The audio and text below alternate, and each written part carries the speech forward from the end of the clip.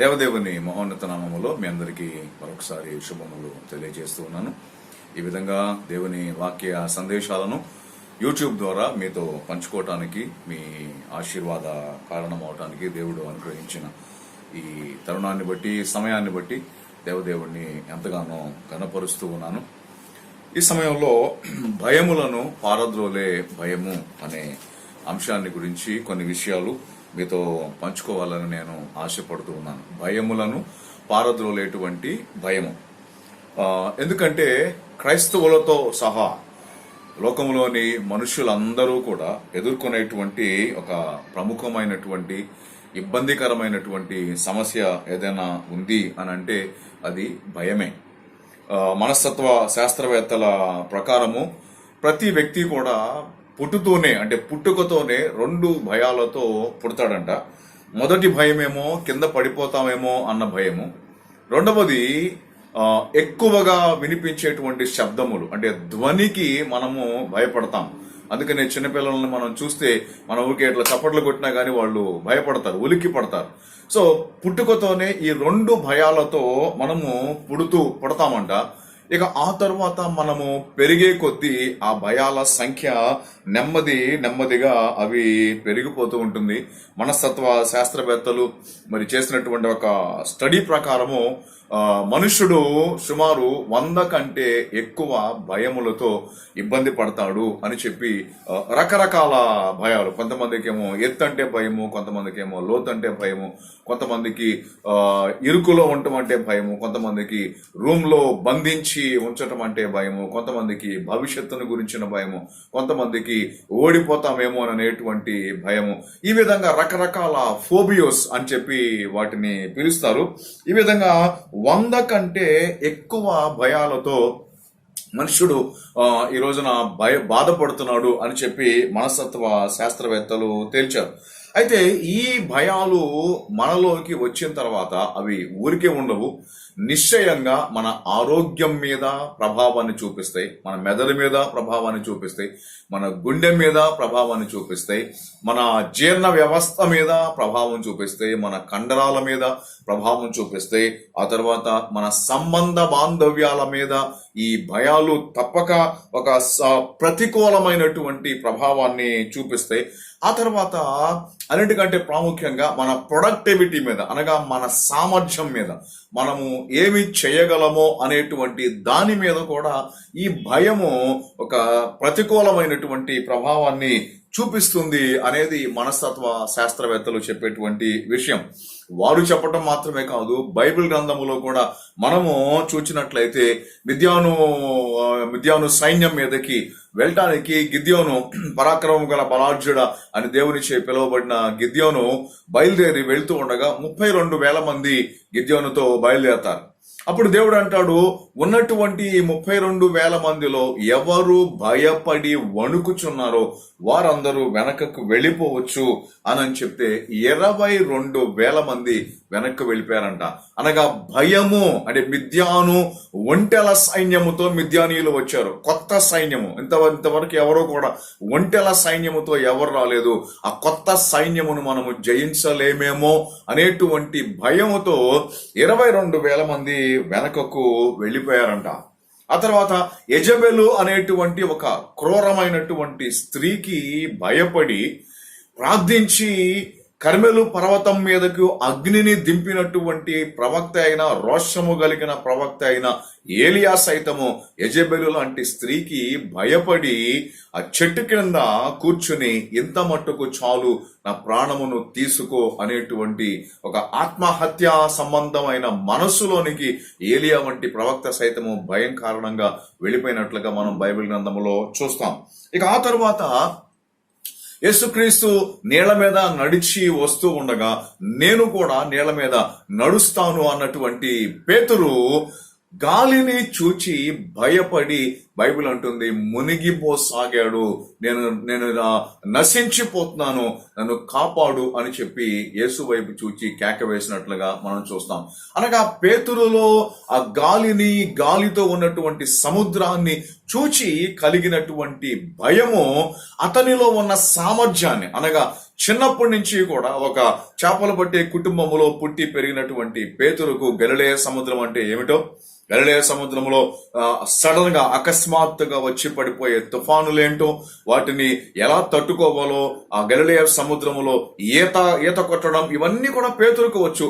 అయినా కానీ ఆ భయము, పేతురులో ఉన్న భయము అతనిలో ఉన్న సామర్థ్యాన్ని ఆ సమయంలో, అవసరమైన సమయంలో మర్చిపోయేలాగా చేసి, నేను నశించిపోతున్నానే, మునిగిపోతున్నా, నన్ను కాపాడు అని చెప్పి దేవుణ్ణి యేసుక్రీస్తుని వేడుకున్నట్లుగా మనము మత్తయి సువార్త 14వ అధ్యాయంలో మనము చూస్తాం.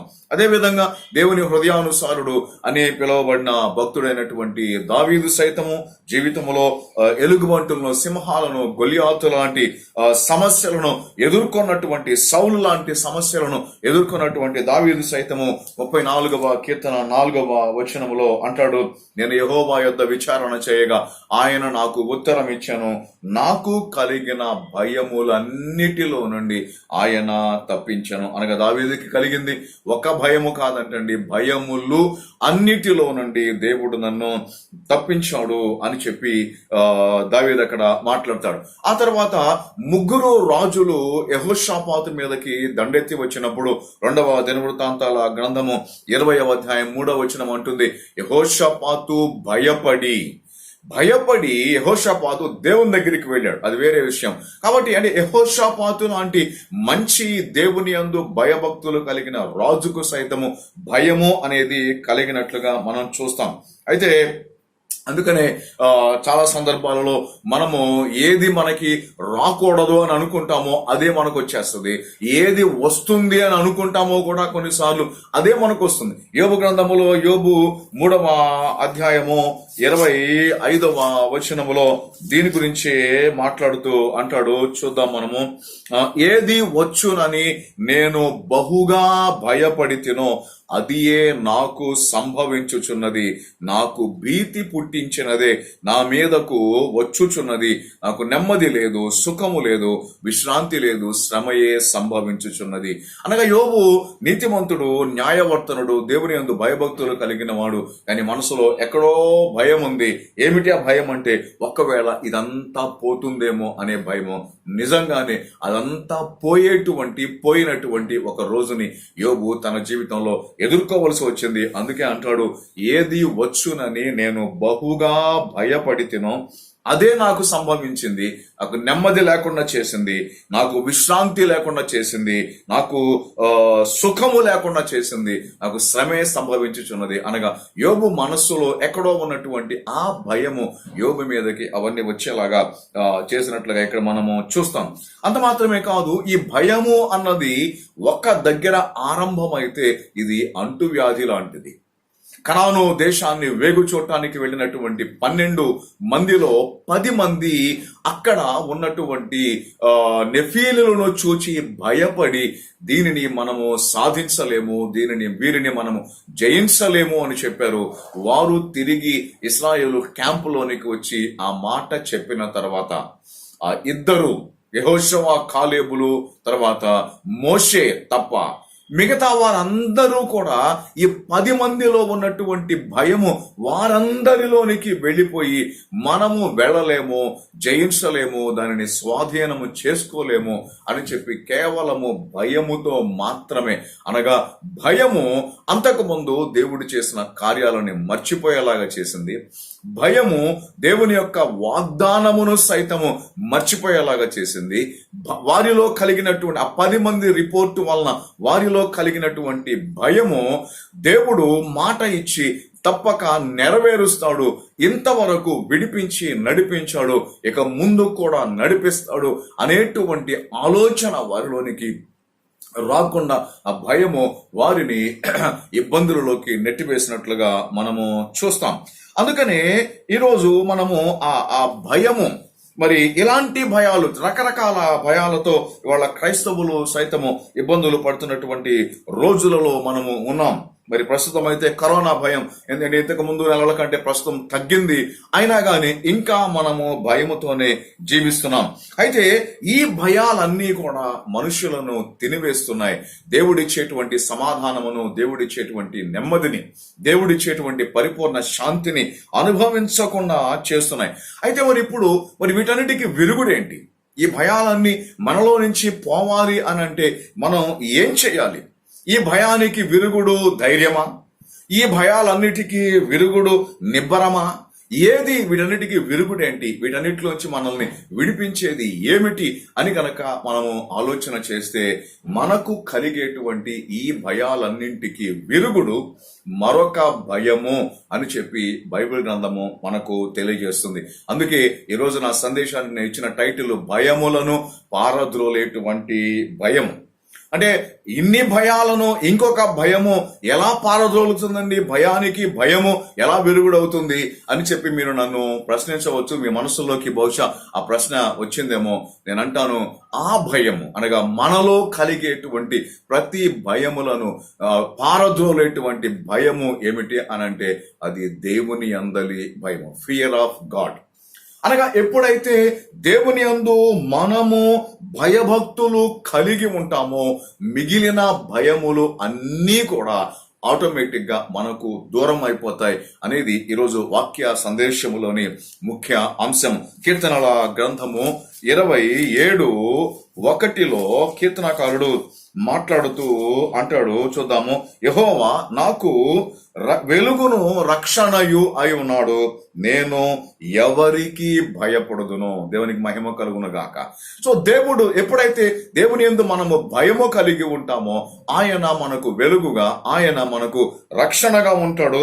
అప్పుడు మనం ఇంకా ఎవ్వరికి భయపడవలసినటువంటి అవసరము ఎంత మాత్రము కూడా లేదు అని చెప్పి ఇక్కడ 27వ కీర్తనలో భక్తుడైన దావీదు మనకు తెలియచేస్తున్నాడు. అందుకనే 34వ కీర్తనలో కూడా దావీదు వ్రాస్తూ అంటాడు 9వ వచనంలో, యెహోవా భక్తులారా ఆయన యందు భయభక్తులు ఉంచండి, దేవుని యందు భయభక్తులు ఉంచండి అని చెప్పి తేటగా ఇక్కడ మాట్లాడుతూ ఉన్నాడు. చూసారా?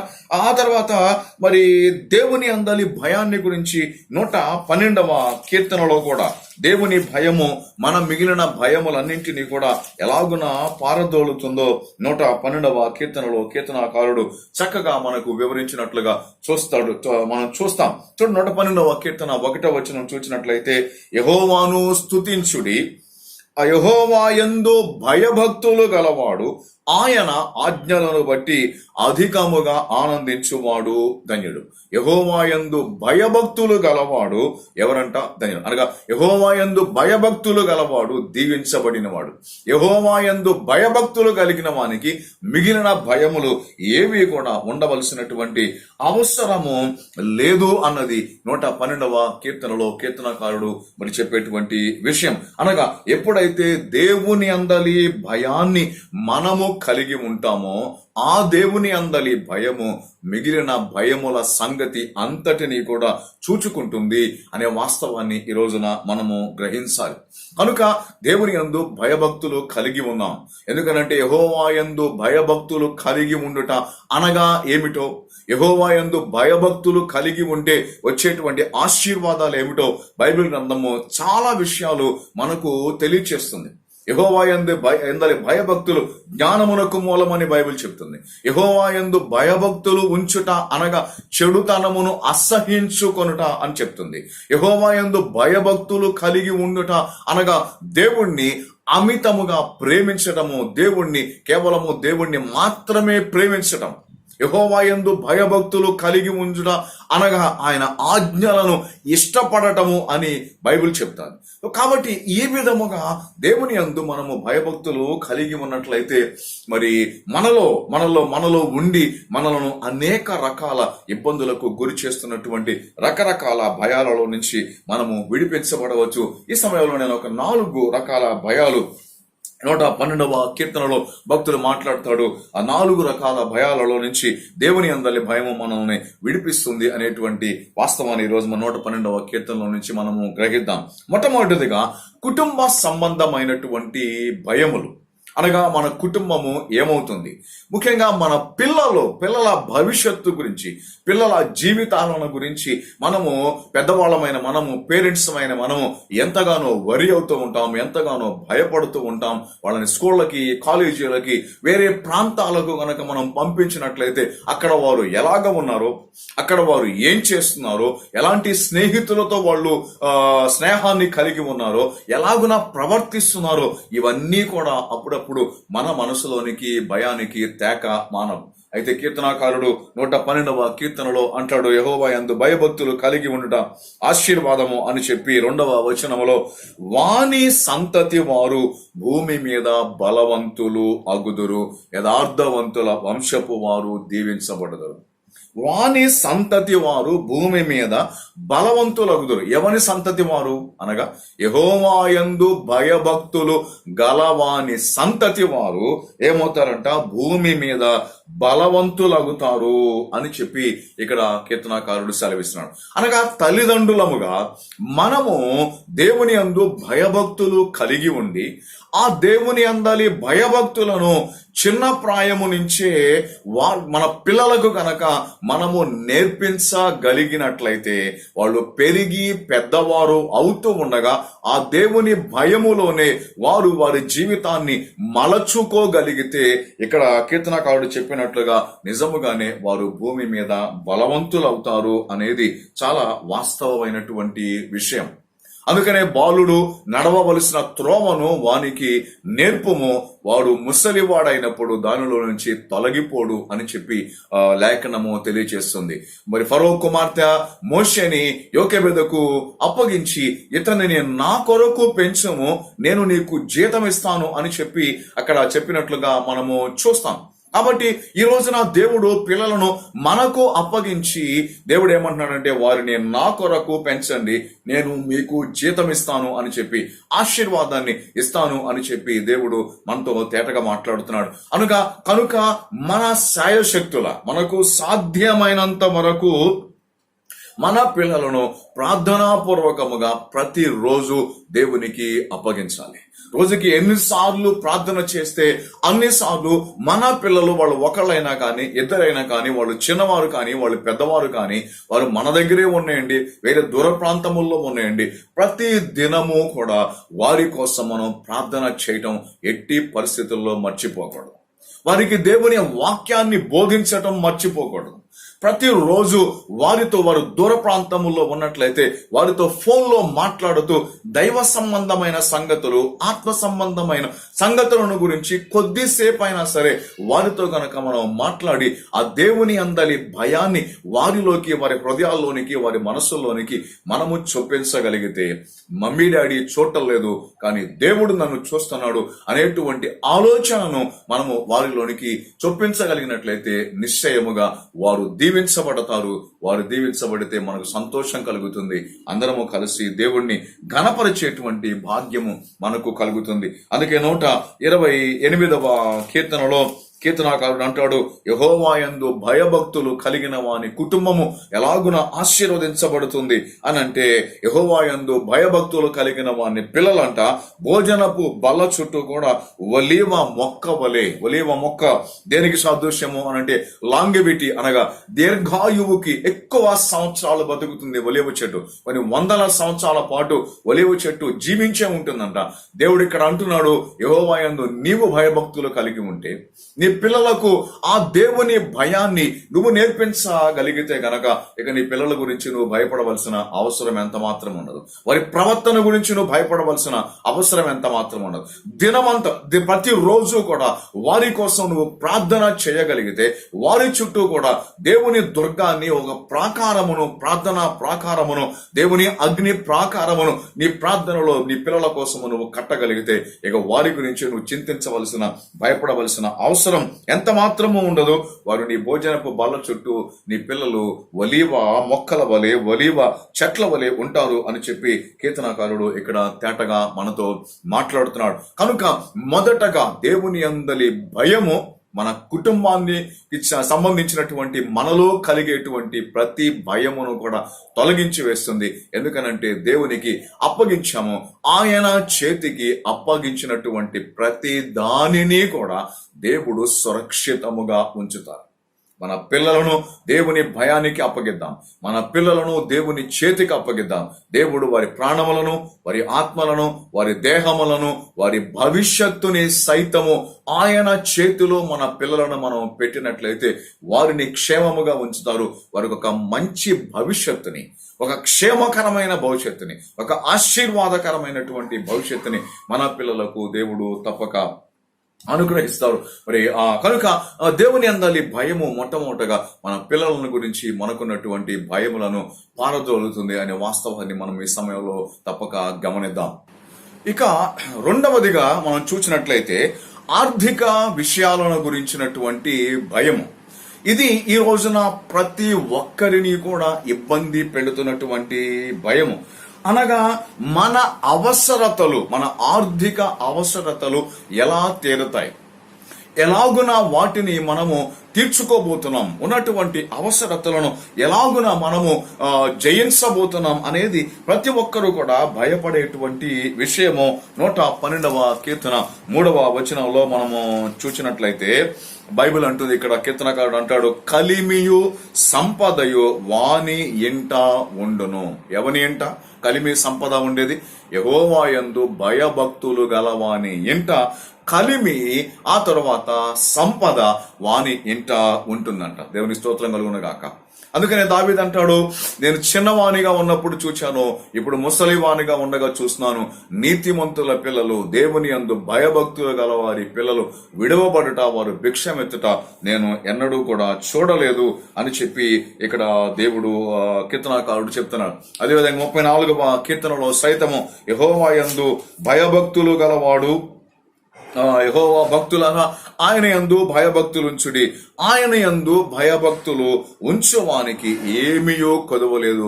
సింహపు పిల్లలు లేమి గలవై ఆకలి కొనును గాని యెహోవాను ఆశ్రయించు వారికి ఏమేలు కొదువై ఉండదు. కనుక దేవుని అందలి భయము మన ఆర్థిక భయాలన్నింటినీ కూడా తొలగించి వేస్తుంది అనేది మనము గమనించవలసిన విషయం. 33వ కీర్తనలో సైతము 18వ వచనంలో బైబిల్ అంటుంది, వారి ప్రాణమును మరణము నుండి తప్పించుటకు, కరువులో వారిని సజీవులనుగా కాపాడుటకు యెహోవా దృష్టి ఆయన యందు భయభక్తులు గల వారి మీద, ఆయన కృప కొరకు కనిపెట్టు వారి మీద నిలుస్తోంది. అందరికీ కరువు ఉండవచ్చేమో కానీ దేవుని యందు భయభక్తులు ఉంచువానికి మాత్రము దేవుని కనుదృష్టి అంతా వాని మీద ఉంటుంది. ఎందుకోసం? వాని అవసరతలను తీర్చడం కోసం.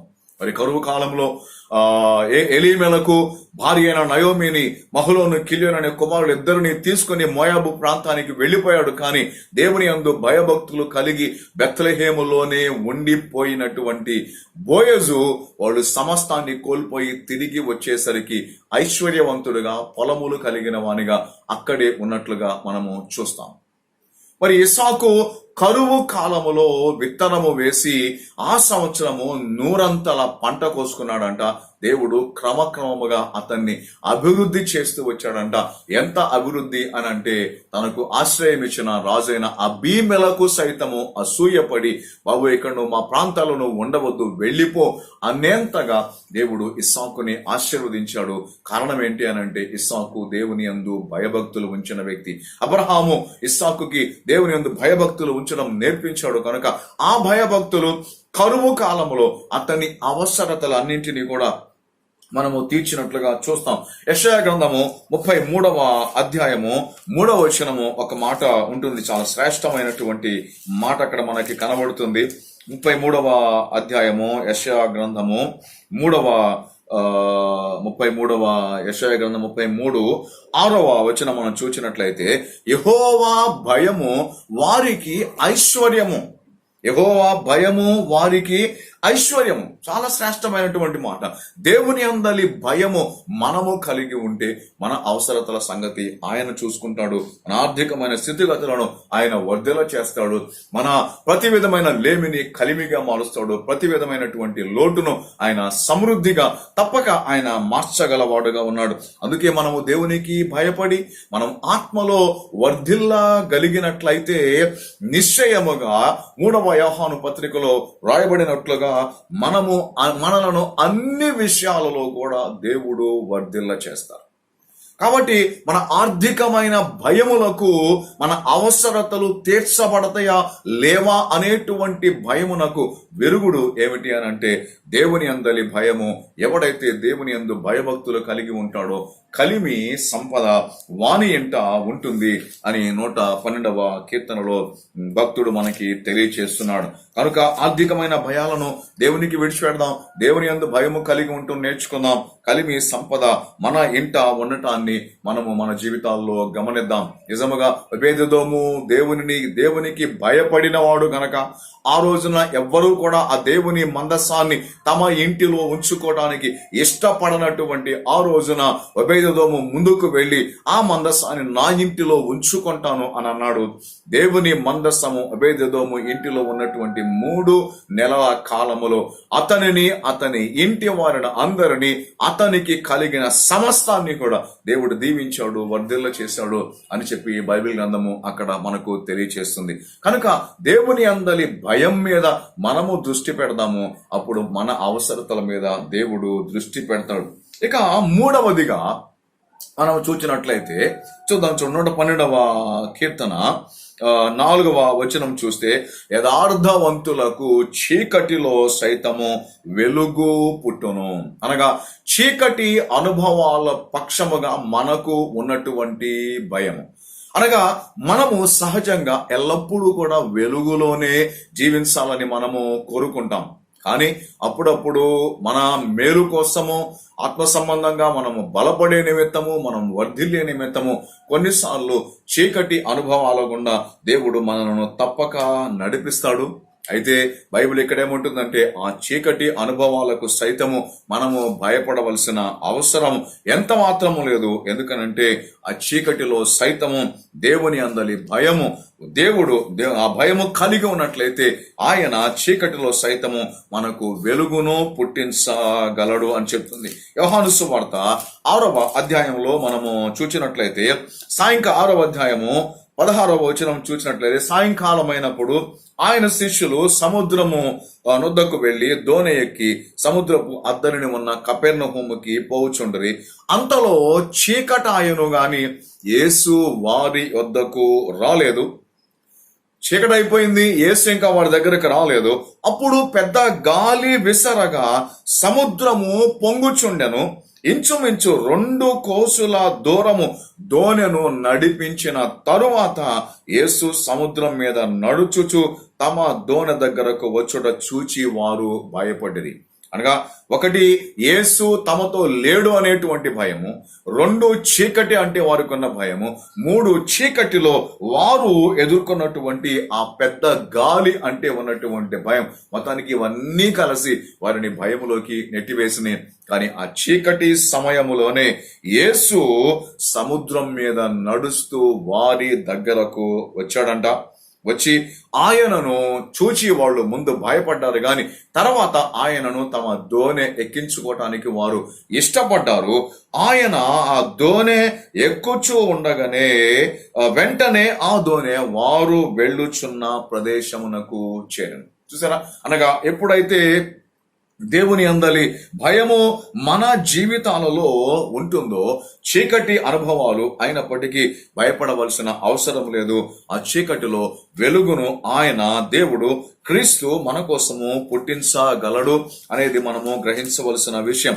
ఆ తర్వాత 18వ కీర్తన 28వ వచనాన్ని మనం చూసినట్లయితే 18వ కీర్తన 28వ వచనం, నా దీపమును వెలిగించు వాడవు నీవే, నా దేవుడైన యెహోవా చీకటిని నాకు వెలుగుగా చేయను. సమస్తమును సమకూర్చి మేలు కోసము జరిగించగలిగినటువంటి దేవుడు నీ జీవితంలో చీకటి అనుభవములో గుండా నువ్వు వెళుతున్నావా?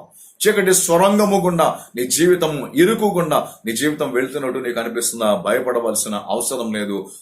చీకటికి నువ్వు భయపడవద్దు, దేవునికి భయపడు. నిశ్చయముగా ఆ దేవుడు నీ చీకటిని వెలుగుగా ఆయన నీకు మారుస్తాడు. ఎందుకనంటే దేవుని చెయ్యి ఎప్పుడైతే మనల్ని నడిపిస్తుందో, ఎప్పుడైతే దేవుడు మనకి ముందుగా ఉండి మనము ఆయన వెనక నడుస్తూ ఉంటామో అప్పుడు చీకటి మనకు ఎంత మాత్రమో చీకటిగా ఉండదు. 139వ కీర్తన 11, 12 వచనాలు చూసినట్లయితే, అంధకారము నన్ను మరుగు చేయను, నాకు కలిగేటువంటి వెలుగు రాత్రి వలె ఉంటుంది అని నేను అనుకొనిన ఎడల. అంధకారము నన్ను మరుగు అనగా చీకటి అనుభవాలు నన్ను ఇబ్బంది పెడుతున్నాయి అని నేను అనుకుంటే 12వ వచనంలో అంటాడు కీర్తనకారుడు, చీకటి అయినను అది నీకు చీకటి కాకపోవును, రాత్రి పగటి వలె నీకు వెలుగుగా ఉన్నది, చీకటియు వెలుగును నీకు ఏకరీతిగా ఉన్నవి. హల్లెలూయా. చూసారా, చీకటి ఆయనకు చీకటి కాదు, మన చీకటి ఆయనకు చీకటి కాదు. అందుకని రాత్రి ఆయనకు పగటి వలె ఉన్నాయంట, చీకటి వెలుగు అనగా పగలు రాత్రి ఆయనకు అన్నీ కూడా ఒకే రీతిగా ఉన్నాయి. అటువంటి దేవుని యందు నీవు భయభక్తులు ఉంచగలిగినట్లయితే దేవుడు మన ఎదుట చీకటిని ఆయన వెలుగుగా చేయగలవాడుగా ఉన్నాడు. దేవునికి మహిమ కలుగును గాక.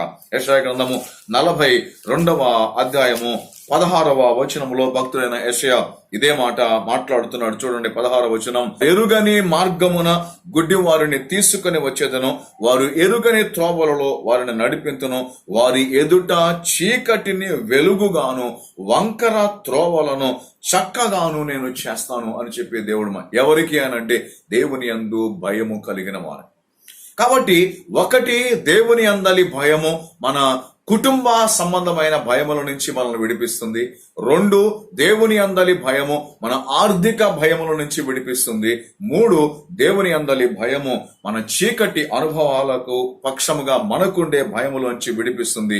ఇక చివరిదిగా మనం చూసినట్లయితే 112వ కీర్తన 6వ వచనం చూసినట్లయితే, మన భవిష్యత్తును గురించి మనలో కలిగేటువంటి భయం, ప్రతి వారిలో ఉండేటువంటి భయం, మన రేపు ఏమవబోతోంది, వచ్చే సంవత్సరం ఏమవబోతోంది, భవిష్యత్తును గురించినటువంటి భయం ప్రతి వారిలో ఉంటుంది. 6వ వచనం చూద్దాం. 112వ కీర్తన, అట్టి వారు ఎప్పుడునూ కూడా కదిలించబడరు. ఎవరు? దేవుని యందు భయభక్తులు కలిగిన వారు ఎట్టి పరిస్థితుల్లో కూడా వారు కదిలించబడరు. ఎందుకనంటే మనము ఉన్నది దేవుని చేతుల్లో మనం ఉన్నాము కనుక మన భవిష్యత్తు సైతము ఉన్నది ఎవరి చేతుల్లో అనంటే దేవుని చేతులలో, దేవుని హస్తాలలో మనము సురక్షితముగా ఉన్నాం. ఆయన చేతికి మనలను, మన పిల్లలను, మన జీవనోపాధులను, మన ప్రాణ ఆత్మ దేహములను, మన భక్తిని, మన అవసరతలను, మనకు సంబంధించిన ఉద్యోగములను, వ్యాపారములను, మనకు సంబంధించిన వ్యవసాయములు, అవి ఏవైనప్పటికీ మనము సంపూర్ణముగా మనము ఆయనకు అప్పగించుకోగలిగినట్లయితే, ప్రతి దినము కూడా దేవుని అందరి భయం అంటే ఏమిటో గుర్తించి ప్రతి విషయములో, ప్రతి సమయములో ఆ దేవుని భయమును మన కళ్ళ ముందు మనం ఉంచుకోగలిగినట్లయితే మన భవిష్యత్తును గురించి మనం ఏం మాత్రము భయపడవలసిన అవసరం ఎంత మాత్రము లేదు. మన భవిష్యత్తు ఆ దేవుని చేతుల్లో సురక్షితముగా ఉంటుంది. కనుక మిగతా భయాలన్నింటినీ మనం విడిచిపెడదాం. ఒకే ఒక్క భయాన్ని మనము మన మనసుల్లో, మన హృదయాల్లో, మన జీవితాల్లో కలిగి ఉన్నాం. అదేంటి అనంటే దేవుని అందలి భయము. భయములను పారద్రోలే భయము ఏది అనంటే దేవుడైన యెహోవా యందు మనము కలిగి ఉండేటువంటి భయము. నిశ్చయముగా మీరు ఆ దేవుని అందలి భయాన్ని కలిగి ఉండి మిగిలిన భయములన్నిటిలో నుంచి విడిపించబడాలని కోరుకుంటూ ఈ కొద్ది మాటలు నేను ముగిస్తున్నాను. దేవుని అందలి భయము దీర్ఘాయువునకు కారణము. ఎవడైతే దేవుని యందు భయము కలిగి ఉంటాడో వాని ప్రాణము మిగిలిన భయములు లేక నెమ్మదిగా ఉంటుంది అని బైబిల్ చెప్పేటువంటి మాట. దేవుడు మిమ్మల్ని తప్పక దీవించి ఆశీర్వదించును గాక. మీ యొక్క ప్రతి భయములో నుంచి ఆ దేవుని భయము మిమ్మల్ని అందరినీ కూడా విడిపించి మీ ప్రాణములకు, మీ మనస్సులకు, మీ హృదయాలకు నెమ్మదిని, సంతోషమును, సమృద్ధిని కలగచేయును గాక. ఆమేన్. God bless you.